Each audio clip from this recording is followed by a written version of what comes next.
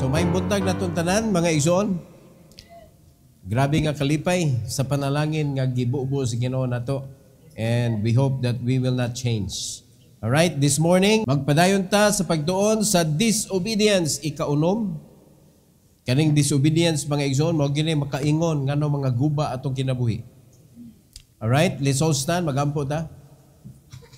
Our gracious Heavenly Father, thank you, Lord, for this morning. Thank you for giving us another opportunity nga matudluan mi, Lord, mabadlong mi sa among pagka-disobedient. And I pray that you will bless each and every one, Lord, nga maminaw gyud og tuguti, Lord, nga dili mi magmagahion sa among ulo. Help us, Lord, not to be a stiff-necked people.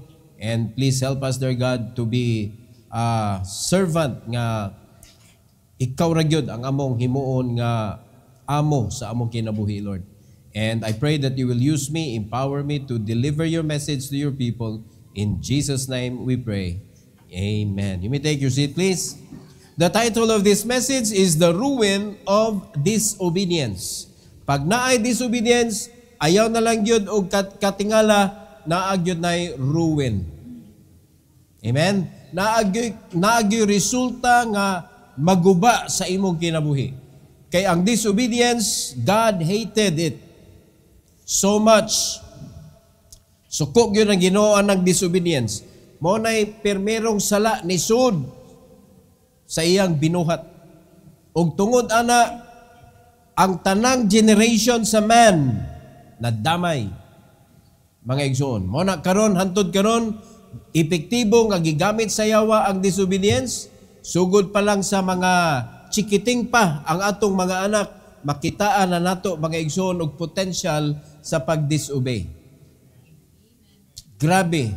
Kana kung akong anak 10 months pa man na, magsigig pangitkit bisag asa kay bao siya nga dili na ko gialaw ba kay mayo magugno. Hunong na siya. Ikaw man lili na siya. Kit-kit sad. Ako na siyang tawgon. Mo na siya. Nya maglingaw-lingaw na siya, murag wa ba. Oh, unya diha ko naglingkod kagahapon. Iyang kabuuton to na siya kabuuton ba sa lamisa. Ikaw man nagsalipod man ang laptop. Ako siyang gilili, ana na siya eh.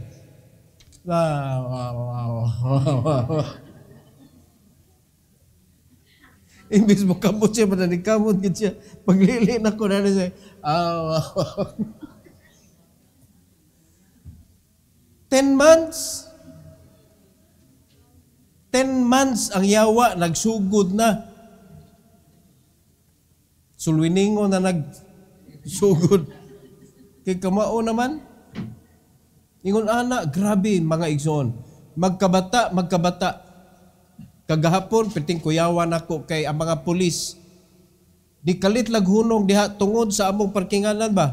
Nanganaog niya, mura ba og kanang grade ba? Mura grade. Ang mga bata diha nga magsigubat diha ining kakadlawon.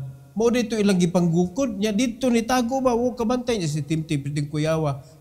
Grabe ang mga bata ron. Ang ilang ipanglabay kanang butilya sa San Miguel nga dagko kanang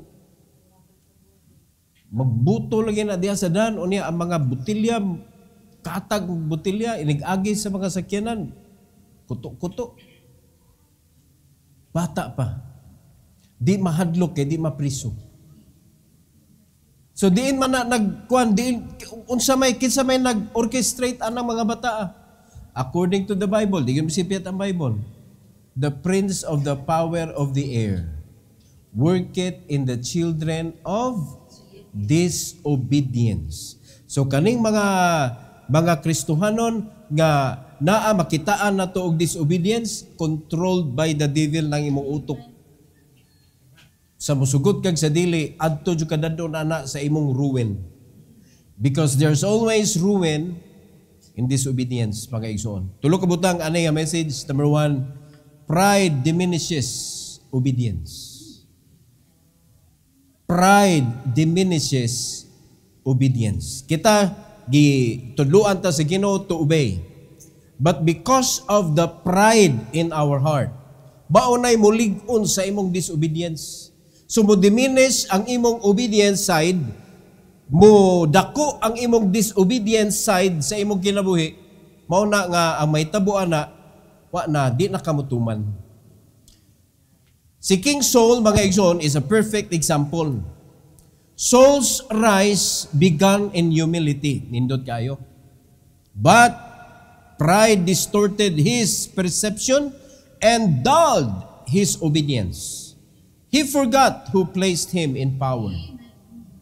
Ingon ana ang mahitabo sa ato The more we achieve good things in this earth, mga igsoon, sometimes pride mukaon sa ato ang kaugalingon. So sa dihang kauno na ta sa pride, di na ta, makabantay ka, di na kamutuman.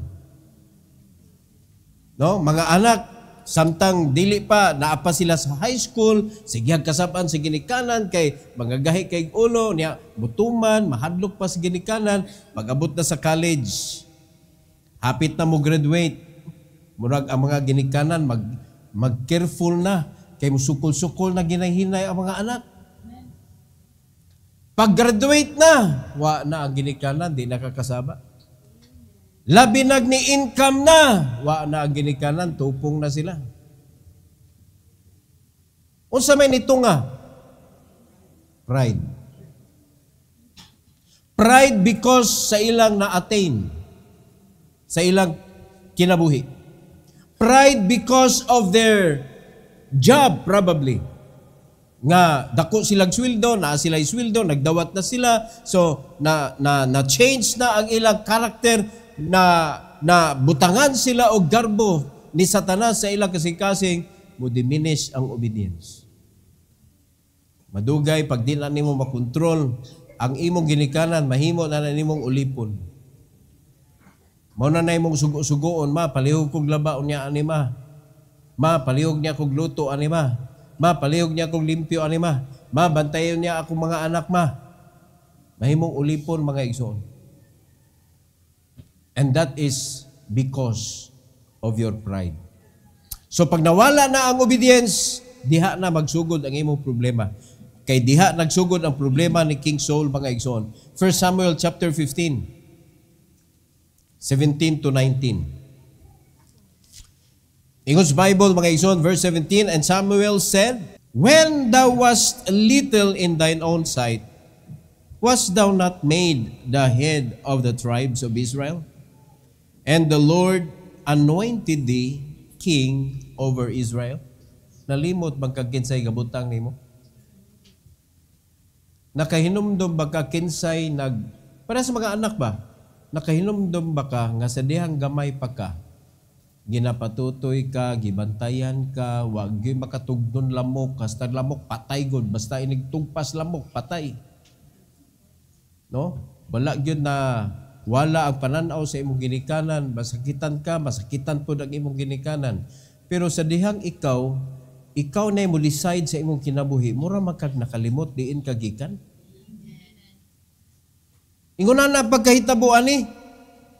So in verse number 18, ingon si Samuel kang King Saul, and the Lord sent thee on a journey and said, go and utterly destroy the sinners, the Amalekites, and fight against them until they be consumed. Promise na ang kadaugan. So ayog hunungi, hantod mahurot sila. 19. Wherefore then didst thou not obey the voice of the Lord, but didst fly upon the spoil, and didst evil in the sight of the Lord? Wala magkanituman. Unya, mga igsoon, kuan pa kayo siya, kanang complacent kay siya sa iyang disobedience. Kay napildi lagi. Ang problema kay, gikuha nila ang mga nindot nga mga spoil. Unya, gidaan nila si King Agag, mga igsoon, dito sa ilang kampo. Is that obedience? No. So, nganong gikuha man niya ang hari? Pride. Pride mo'y nagtuod, mga igsoon. Unya, tungod kay kanang nadaman siya sa iyang pride, sa dihang gibadlong na siya, wapagin siya ni angkon the people. Is it new? Bag-o ba na nga mga senaryo, mga igsoon, nga sa dihang ikaw gay leader God, sa dihang ikaw gibadlong na ka kay naay disobedience na kitan, kinsa dahil imong itod si Kuan. Di ba? Sa gibadlong si Adam, si Eve. Sa dihang giingnan na si Eve, ngano man sa niday, si serpent.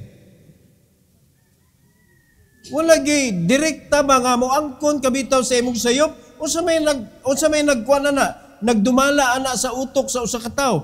Pride. Because of pride, di gyud ta mo admit sa atong sayop. Sa musugod kag sa dili kaning tawo nga naay pride sa iyang kaugalingon, maningkamot gyud na siya og tago mga kaigsunan nga dili siya maigo sa kasaba, managang gyud na, and that is pride. Manood na siya kung kinsay yang itod, la damayay na ni. Sa di lang jud ko mo angkon. That's pride. So gingon ana pagbadlong ni Samuel, seeking soul. Pride diminishes obedience. Gipakita lang siya ni Samuel, kumusta na imong obedience, wa ka kakita ani. Because of your pride, your obedience is diminishing. Mo ni ato bantayan sa atong kinabuhi. Ayaw gyud tuguti nga si pride mo eat up sa imong kaugalingon. Whatever achievements you have, give it to the Lord. The glory should be to God. Dili nato taguan sa atong kasing-kasing, dili nato iingon mga kaigsunan nga mas maayo jud kung laki da. Dili gyud, because it is God who makes everything possible. Kung di na itugod sa Ginoo, di na mahitabo. And sometimes God will allow things to happen, good things, may tabo sa atong kinabuhi, just to let you know how proud you are. Kung siya makaibaw na ka nga agay, hambugiro, manday kong pagkatao, surrender yun dahil sa Ginoo, Lord, nagpahinambog naman dahil ko, Lord, Kaya nakapait ani, kung dili nato bantayan atong kaugalingon, makitaan man na sa mga tao ang imong pagkambugiro, but not you. Di ka kakita nga naghinambog na dahil ka. So mo na, giilad-ilad na kasayawa, mawala na ang imong pagkagod, maguba na ang imong kinabuhi. So, pride diminishes obedience. Number 2, partial obedience provokes God. Niubay man si King Saul, ni-attack man siya, wala man siya nibalibad sa Ginoo, iya man giadto, gikumbatin nila mga kaigsunan ng Amalekites, hantod nangamatay na mga sundalo, but not the king. Complete obedience, partial. Saul claimed obedience, but spared Agag and the best of the spoil. God equates this with rebellion and stubbornness. Gitawag na mga igsoon ng spiritual witchcraft. Kaya namang gi-spare. Dapat wa may spare. Dapat ang mga kabtangan sa ilang gi-attack, dapat din nila kuhaon. Di sila malingla mga igsoon kanindot sa mga butang. Walay kuhaon bisag usa. Gikuha man. Wa man siya namadlong. Wala siya namadlong sa iyang mga sundalo nga gikuha ang best of the spoil. Kay siya pod, iya pon gikuha ang pinaka-best nga person sa Amalekites, which is the king. Muna diri sa verse 20 to verse number 23, pakita na to ang pulong sa Ginoo mga igsoon. Ginahina ni siya gisa, ginahina ni siya glunod sa kawa, nga nagbukal nga mantika.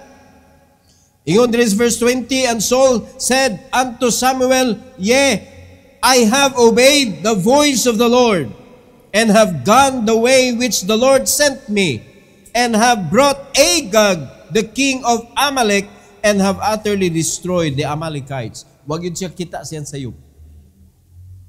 And he was so proud to tell the prophet Samuel, I did what God told me to do. O, diba, daghan kayo may tabo sa atong kinabuhi, mga igsoon nga, moingon ta nga nituman ka, pero what ni mo gibuhat kung unsay gigipabuhat sa Ginoo. Just like sa kanang command sa Ginoo, go and preach the gospel. Tungod kay wa man gi-specify sa Ginoo, asa ka mo adto, ang imong gibuhat, ni go ka, ni preach ka. Unya pagkahuman, ni uli ka, kapoy ka, niya kuman sunod na ni go na sa ka, ni preach ka. Unsa may imong gibuhat? Are you obeying the Great Commission? O para sa mga tao nga nagbuhat ana, yes, we do. Pero unsa gani specific nga gipangayo o gipangita sa Ginoo? Fruit that should remain. Unsa gani ang unod sa Great Commission? Go and teach all nations. Unsa may gibuhat nimo sa dihang nagwali ka sa merkado, sa bisan asa, nag-teach ba ka o nag-preach ka, nag-warning ka? Nag-warning ka nga naay hell. Nag-warning ka nga sinners ang mga tao. Pero, imo ba silang gi-teach para moabot sa point nga magpabaptize sila? Mo na daghan kaayo na usik ang panahon, mga igsoon, nangalagad man, but not complete obedience. Di ba na sayop kung ila pa lang gi-follow upan, mga igsoon, ng katong mga taong nakadungog, dunay mo penetrate. It's part of the teamwork. Nga na ay magsigwali dito, naitig kalampag ba sa mga ilaga aron manggawas. Nguna na bitaw, kunya na din mo follow up, nga mao jud manakop gyud. Hindi kay abugon lang nato ba? Nguna na ba? So, naatoy bukuan unta kanang mo penetrate ba? Wala man.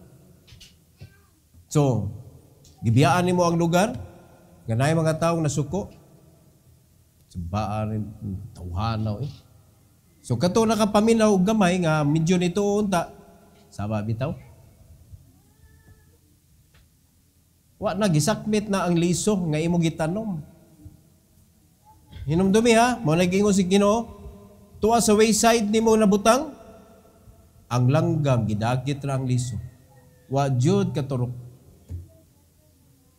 So, ni-obey ka. Pero, is it done according to the will of God? Wala. Muna ang Ginoo dili malipay mga igsoon nga nakapoy lagi ka. Nangatak lagi mo soul. Pero ang problema, wa man nimo gikumpleto ang imong obedience. Muna diri ingnan niya si Samuel, amo man gibuhat. O, tanawa diri 21. Tanawa ha, nanghunaw, mga igsoon. But the people took off the spoil, sheep and oxen, the chief of the things which should have been utterly destroyed. Murag ni against kintahay siya. To sacrifice unto the Lord thy God in Gilgal. Tanawa ragot, mo-offer pa sila sa ilang disobedience ngadto sa Ginoo. Pero iya sa giabswelto iya kaugalingon. Akong gispared ang king. But the people, dahi king-o. Dapat i-destroy man tato tanan. Pero gikuha nila ang mga good things, pero ilam sa itong i-offer. Murag sud gawas ba? Murag sud gawas.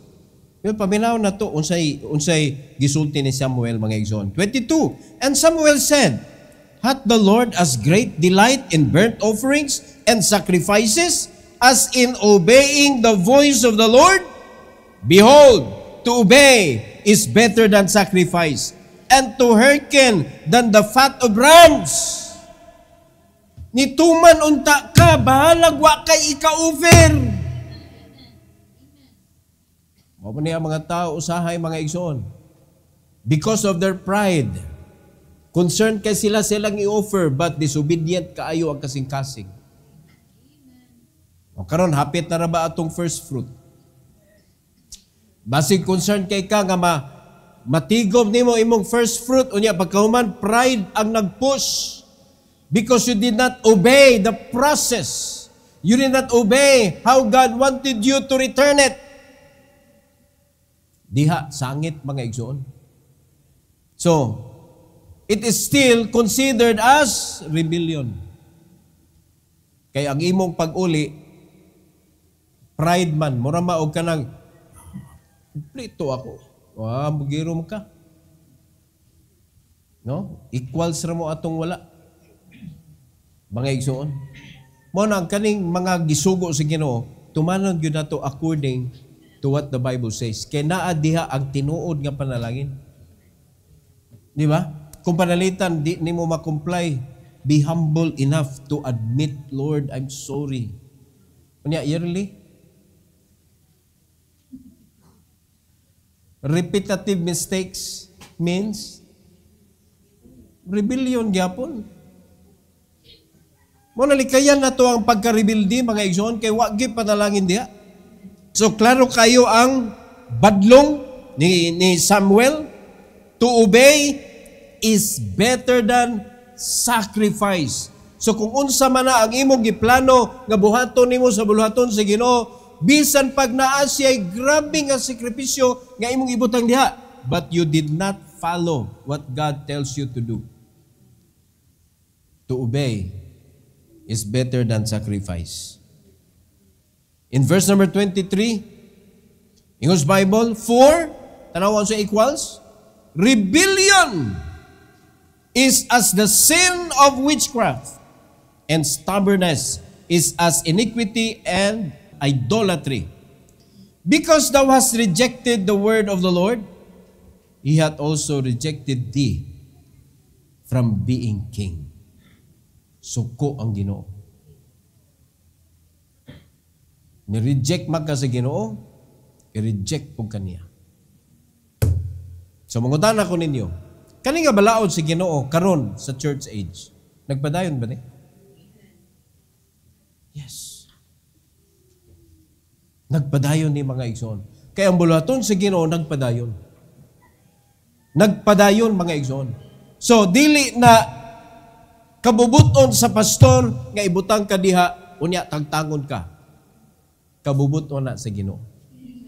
Kay bisan pag di ka tagtangon sa pastor, tagtangon ka gihapon sa Ginoo. Na di ta ka kuan ngani kalit man ni silang kawagtang. Ginoo mo ni action mga igsoon. Because there is constant rebellion, constant disobedience, and hiding the rebellion kuan gyapon na mabutyag gihapon bisag tinago gitaguan og ayo ang pagkarebelde. Mabutyag ra gyud gihapon because this is the Lord's work. Dili ni ato ang mga igsoon. Di ba? Asa gitaguan nila ang mga spoil? Siguro sa og tago, tingog pang gyud. Unsa man ron?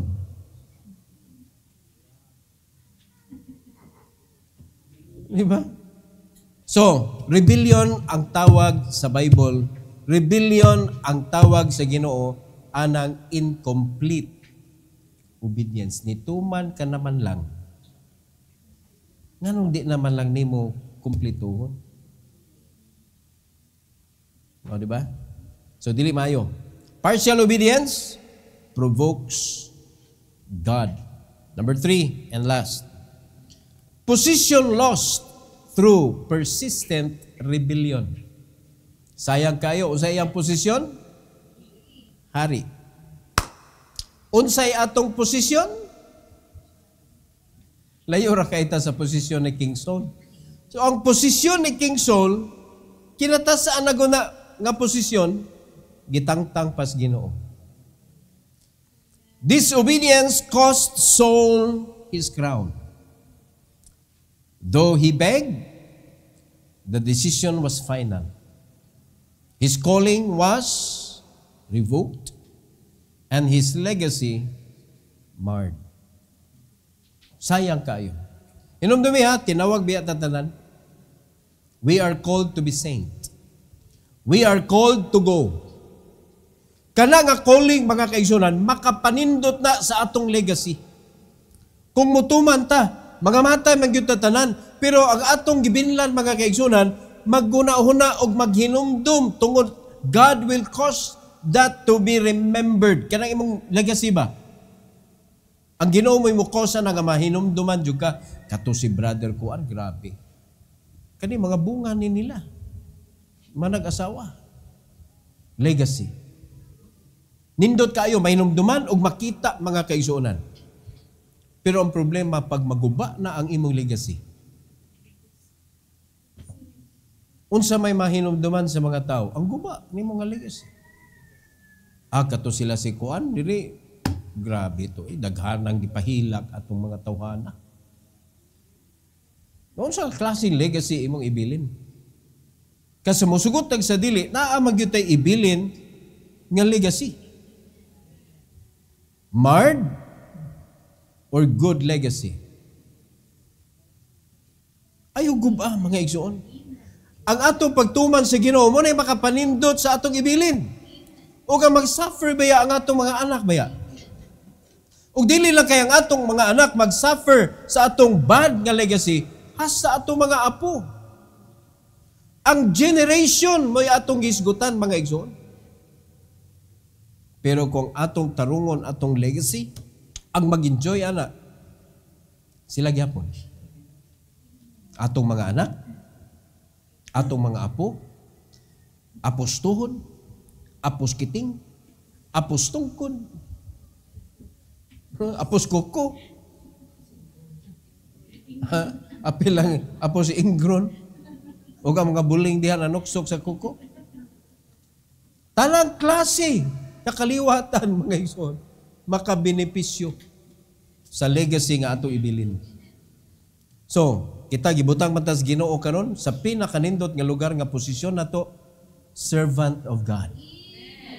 May napa may mas nindot ana? I am the servant of God. Apostle Paul claimed it.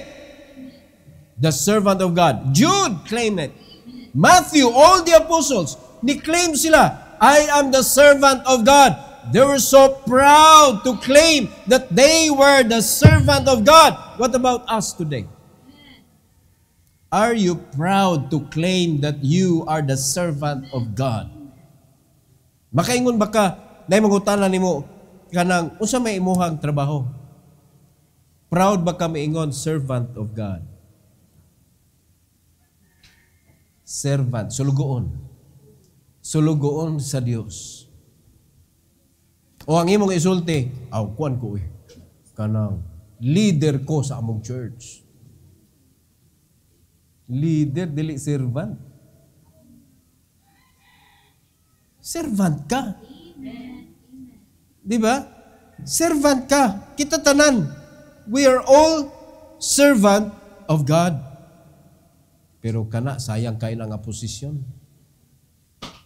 Maguba na mga kaisunan kung persistent. Pasabot, what jug kay pag-usab. Wala ka nakarealize na grabe naman akong pagsupak-supak sa kinabuhi. So, hantod maguba gina imong legacy. Nabinaog, kanabitong, naminyo na ka, nadamay in taon tong imong gaminyuan. Unya, nanganak na mo, damay in taon tong imong anak. Kay sila may musaw, wala likayan yun nato ni. Kaya nga naman, daghan kayong masakitan. In verse 24 to 35, mga igsoon. 24 to 35. Ako sa English Bible. And Saul said unto Samuel, I have sinned. O, diya pa siya niangkon. I have sinned, for I have transgressed the commandments of the Lord, and thy words, because I fear the people and obey their voice. O sa iyang gingon primero, mga tao. O karon, bullseye man siya ni Samuel, na corner man siya, niyon na siya nga, nakasa ako, kaya naminaw ko sa mga tao. 25, Now therefore, I pray thee, pardon my sin, and turn again with me, that I may worship the Lord. So diya siya nakarealize, pag-ingon ni Saul, to obey is better than sacrifice. Wa man siya ka-obey.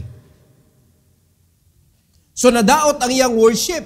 At least nakarealize siya aning nga point na importante ang pag-worship sa Ginoo ug ang iyang worship naguba.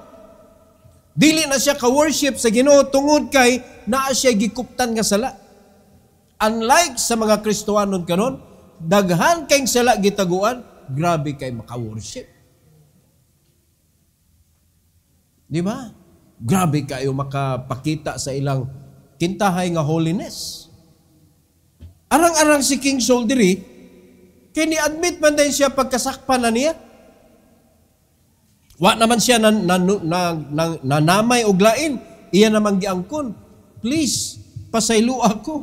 Balik na ako. Kisa iyang yangyo, si Samuel. Samuel, balik na ako. Para maka-worship ko sa Ginoo. So, diri niya na-realize, importante di ay ang man of God sa iyang kinabuhi. Importante. So, unsay magitubag ni Samuel sa verse 26? And Samuel said unto Saul, I will not return with thee, for thou hast rejected the word of the Lord, and the Lord hath rejected thee from being king over Israel. Ano ha? Hangyo siya, balik. Ingon si Samuel, I will not return. No? Di ko mo balik. Kaya nga naman, imong gi-reject ang Ginoo, ang word of God imong gi-reject, ang Ginoo sad gi-reject ka from being king over Israel. Piting guula. 27. And as Samuel turned about to go away, he laid hold upon his skirt of his mantle, and it rent. Agoy, nakaguba pa yun siya sa nina sa propeta. Nagisi man ang sidsid sa gisulob ni Samuel. At tanawag ko sa equals mga igsoon. 28. And Samuel said unto him, The Lord hath rent the kingdom of Israel from thee this day, and hath given it to a neighbor of thine that is better than thou. Wala pa siya nakagisi. Wala unta ni nasulti, no? Kaya ang reason nga nasulti ni, nagisi man. Ang imong kingdom magisi sad. Nilakaw na gudon to si Samuel. Paglakaw iya manggikabot ang sanina ni Samuel nagisi. Mo nabiyaan lagay mo ni pastor, ayaw na kapyuti akong sanina kay magisi kanina. Magisi pug kag-apil. Mga igsoon, nagasunod na kita sa Biblia aning simbahan na. O, tanawa, padayon na ito. Verse number 29. And also, the strength of Israel will not lie nor repent, for he is not a man, that he should repent. So, ang Israel, nadamay lang to sa imo. 30. Then he said, I have sinned, yet honor me now, I pray thee, before the elders of my people, and before Israel, and turn again with me, that I may worship the Lord thy God. In town, hangyo, in town siya. Sige na, please. 31, gitugutan siya gamay. So Samuel turned again after Saul, and Saul worshiped the Lord. So, anak ka-importante ang man of God sa imong kinabuhi. It is difficult to worship God being away from your pastor. Sultian ta mo, it is very difficult. Kay gidesign gyud na sa Ginoo sa ilang panahon propeta. Karon panahon na pastor. Gidesign gyud sa Ginoo ang usa ka simbahan nga naay pastor. Kana nga pastor mo nay channel sa pulong sa Ginoo nga mao'y imong i-reject kundi ka mutuman. You did not reject the pastor. You rejected the word of God. So, kay naitabo man na, nadaot imong worship. Mao na si King Saul, diri gipakita, diri gitudluan ta mga kaigsunan, unsa ka importante sa imong worship, ang channel. And that is the man of God. Unsa ka importante ang man of God sa imong worship. So, gihangyo niya, gitugutan ni Samuel, pero tanawa ko sa sunod. 32. Then said Samuel, Bring ye hither to me Agag. Nagpabilin man ang sala. The king of the Amalekites. And Agag came unto him delicately. Wow, astang hari, oy, hadlok sa propeta, oy. And Agag said, Surely the bitterness of death is past. Murag, mapasaylo na dyan ko. Ano yung binutan in taon sa tubangan sa prophet ang kuan ang haring badlongon. Pero tanawa mga kaigsunan, unsay giingon diri sa 33. And Samuel said, as thy sword hath made woman childless, so shall thy mother be childless among women. And Samuel hewed Agag in pieces before the Lord in Gilgal. Karon, pag ang pastor masuko, isyo na kaayo sa mga membro. Tanawang man of God, gihiwa-hiwa mga kaigsuonan si Agag sa iyang panahon. Tanawa na, ang mga membro karon, balat sibuyas. Pastor, magkana siya, gano'ng mga na siya, mga saba. Kasaban ka na gani, wakag hiwa-hiwa. Ang gigamit nga espada, pulong sa Ginoo, dili ka ng pinalit karbon. Abisa na lang mga kaigsunan ka ng sundang sa Royal Prestige, nga perting haita, di ka matitanos, pero pinupino po ka. Makasabaan lang sa pastor ang mga membro karon. Wa na. Perti manluod na, maglain ang buot. Naunsa naman yung mga Kristohanon karong panahon na. O tanawaw, huwag yun nalain sa ilang palibot mga iso. Nahadlok sila sa Ginoo hinon. Tanawa, si King Agag, hiwa na ni Samuel. Ay, yun po, sumpak-sumpak ka ng propeta. Tanawa. 34. Then Samuel went to Ramah, and Saul went up to his house to Gibeah of Saul. 35. And Samuel came no more to see Saul until the day of his death. Nevertheless, Samuel mourned for Saul, and the Lord repented that he had made Saul king over Israel. Dunay mga pangitabo sa mga kasimbahanan, mga igsoon, nga ang pastor musalig og tao. Sa dihang gisaligan ka, ana nga posisyon sa simbahan, nidako ang imong ulo, and you go against the man of God, unya pagkahuman, ni-separate ka, masakit ka, di jud ka adtuon yun. Biblical na mga igsoon. Hantod sa iyang kamatayon, wa na gyud siya baliki ni Samuel. Because if you do not repent, God also is rejecting you. So kinsa man ta mga tao nga mo reach out sa mga gipang-reject sa Ginoo. Mo na kita mga Kristohanon, mag-careful ta. No? Mga lagad ta sa Ginoo dili sa tawhanon nga pagbuot, kundili biblically musunod ta. Usahay ang atong kasing-kasing maingon, adto anak kay luoy kayo. Pero mga kaigsunan, ang pulong sa Ginoo maingon mga nganong imo mang interfere ang akong lihok. Mamunan man ang Ginoo. Mo na kita para safe ta mga igsoon, nagan ay jugog da. Naagan ang magpabadlong, huwata lang. Mausap siya, pero never stop teaching. Never stop reminding. Never stop giving warnings. Nga kung mupadayon yun mo anang rebellion, mupadayon mo anang disobedience, rebellion na siya, ang equal sa anak. Nya, witchcraft pa jud. Grabe, stubbornness. Ang equal sa anak. Kanang disobedience. Ingon na siya kagrabe. Muna, grabe ang iyang kaguba sa kinabuhi sa tao nga disobedient. Tanawaw, hari. Sayang nga, gi-approve na gudon ta siya sa Ginoo nga siya mo'y mahimong hari. Pero saon man, yan napildi man siya sa iyang self. So kita po, mga igsoon, bulahan ta, kanahimot ang servant sa Ginoo, but malus ni nato kung magsigit ag disobey. Di magyuta gamiton sa Ginoo. Unya kaning simbahan na gabarog mo gini sa pulong sa Ginoo.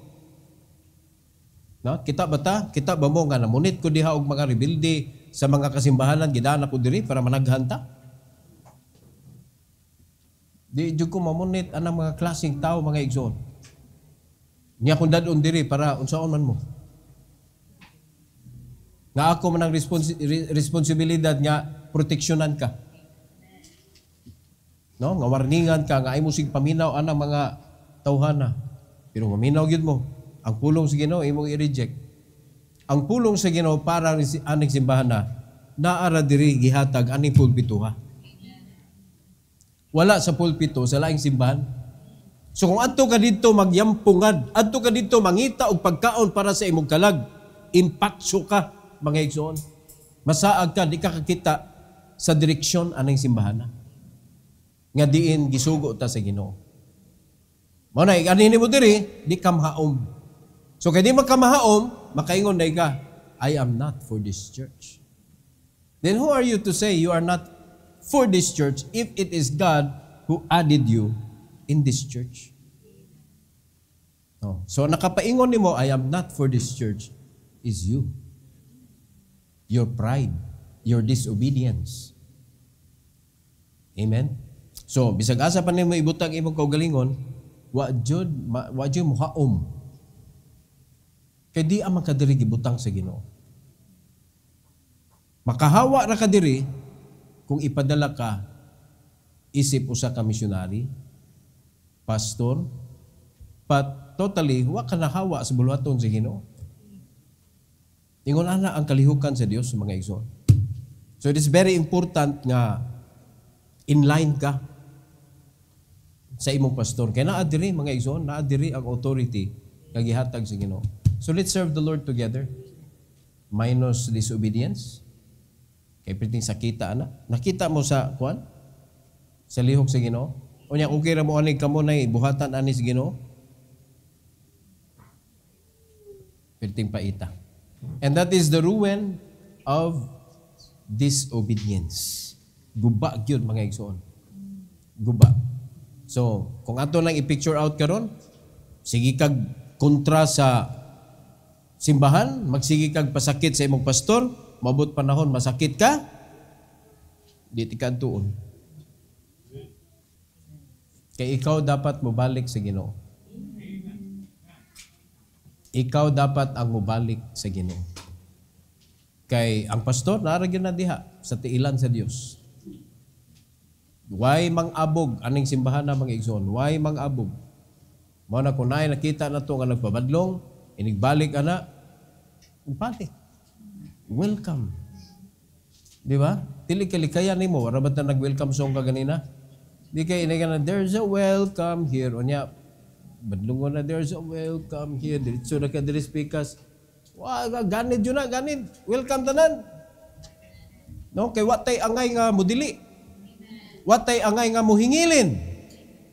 Ang gisugo ra sa Ginoo nato magtinabangay ta, maginampuay ta. Unya let's rise up together and be blessed together as a church. Mao na mga igsoon, ako manamay gyud ko ninyo sa mga panalangin nga moabot ug gihatag sa Ginoo because it is for us. Padulong ngadto sa pagpamunga. Padulong ngadto sa pagdisciple. So I hope nga natin nasabtan unsa ka dekado ning disobedience mga igsoon ani nga message this morning. Let's bow our head. Let's close our eyes. Heavenly Father, thank you so much, O Lord, for teaching us how dangerous disobedience kung amo ning buhaton sa among kinabuhi. Maguba gyud ang among kinabuhi ug madamay pa ang among mga anak, among generation, ug magdepende na lang na Lord kung naay mo barug sa among generation nga mobalik diha nimo. But please, Lord God, kami man ang naa karon. Tabangi mi Lord nga dili namo tugutan nga masunod namo ang kaaway nga mao si Satanas. Nga sa dihang magbutang siya og disobedience diri sa among kasing-kasing, dapat among i-surrender diha nimo Lord.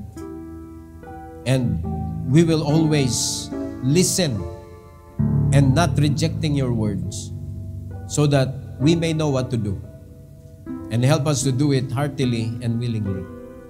Salamat kay Lord sa altar call this morning. May you please bless your people to kneel down before you, O God.